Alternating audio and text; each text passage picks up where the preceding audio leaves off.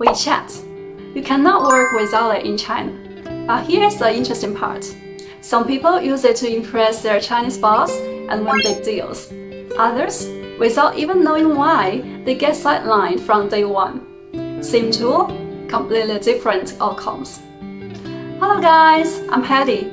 Welcome to Business Chinese Hub. Today, let's talk about something really important. How to add your Chinese boss on WeChat. Here's what I'll cover in this video. First, who should scan whose QR code? Second, what to write in the friend request. Third, what to say after they accept. And finally, 3 mistakes you absolutely want to avoid. So let's get started. First question, who scanned whose QR code? A lot of people think, isn't all the same? Actually, no. In Chinese workplace culture, the person who pulls out their phone to scan, that's the one requesting the connection. The person who shows their QR code, that's the one allowing the connection. So how do you do it? If your boss says, 我们加一下微信吧，我们加一下微信吧 You say, 好的，王总，我扫您，我扫您 Why say, let me scan you? Because they're your boss, not a regular colleague. You take the active step and you leave the control with them. You do the work and they approve. That's respect. Okay, what if you want to add your boss? You say, 王总，方便加一下您微信吗？王总，方便加一下您微信吗？ Then you scan their code. Remember this rule, when adding your boss or a client, no matter who initiates, you scan. The other person just taps accept. Okay, now you've scanned the code. The friend request screen pops up. What do you write? Lots of people write, 我是销售部的 Mike. That's fine, but it's code. It doesn't leave an impression. Here's a simple structure you can use. Just fill in the blanks. The structure is greeting and self-introduction and connection point and purpose. Here's an example. 王总您好，我是销售部的小王。刚才会上您提的那个客户策略，我特别受启发，希望能加您微信，以后多向您请教。Let's break it down. 王总您好 This is a polite greeting. 我是销售部的小王 This is a self-introduction. 刚才会上您提的那个客户策略，我特别受启发。This shows your connection point.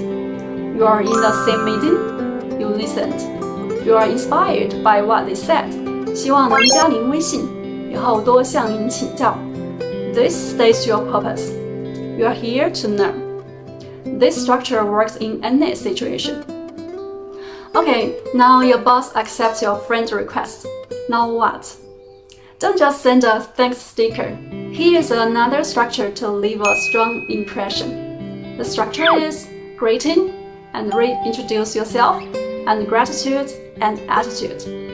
For example, 王总您好，我是销售部小王，感谢您通过好友申请，以后工作上有问题我会及时汇报，有需要您随时安排。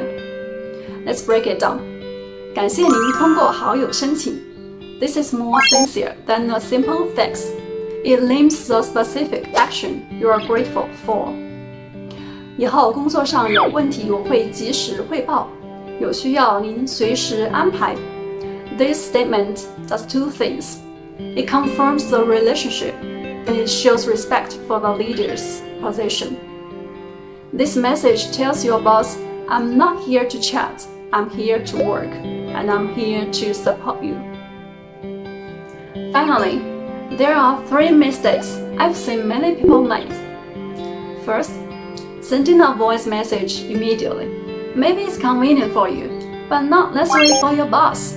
They could be in a meeting, driving, or somewhere they cannot listen. Voice messages force them to stop what they're doing, but text gives them control over their own time. So if you really need to send a voice message, please ask first.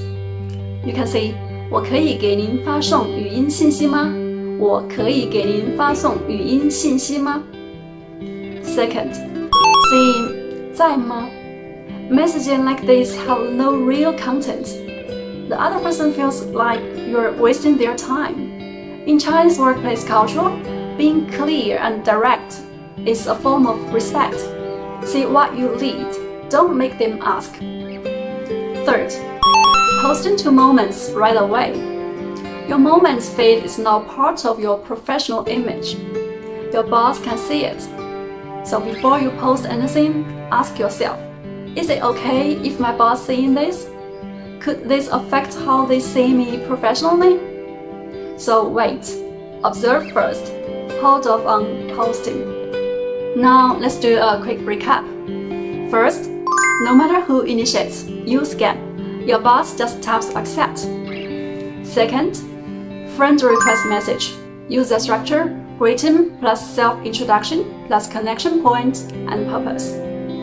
Third, after the accept, use the structure, greeting plus reintroduce yourself plus gratitude and attitude. Finally, no immediate voice messages, no meaningless messages, no random moments posts.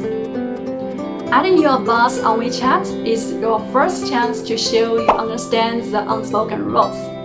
Do it right and you start on the right foot.